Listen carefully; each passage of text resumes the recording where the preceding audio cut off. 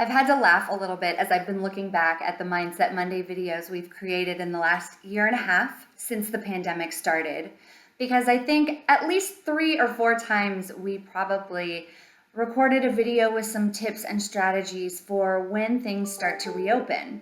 And while I do believe that those strategies are all still very relevant and very good, we haven't reopened yet until now. We're finally at a place where it is looking like things are starting to reopen. And for a lot of us, that means that in some capacity, we are going to be returning to the office. And so today, I want to just share a couple of thoughts that I think will help as we make that transition to avoid any potential conflict or confrontation. The first strategy here is to keep in mind that the colleagues that we are returning to are not going to be the same exact people they were when we all left the office originally in March of 2020.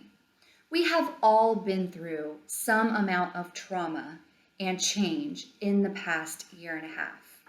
And so when we go back, it doesn't mean that they're not the same people at their core, but it does mean that there's probably been life events and different things that we've been through, that we've all been through, that have shaped us, that you may have known about had you been in person with them in the office, and you might now. So we can't go in just assuming our relationships are all going to be exactly the same as they were. We have to give space for the fact that people change.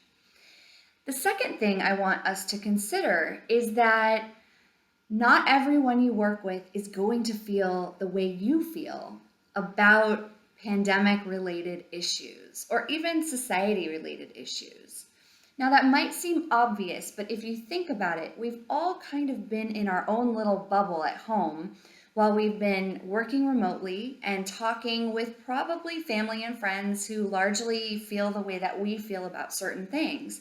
So it may surprise you to learn that the person you share an office with is hesitant about vaccines, or perhaps someone that you know and work with really well is exuberant that things are reopening and you yourself are feeling a lot of anxiety about it. There's going to be differences in the way that people think and feel about things.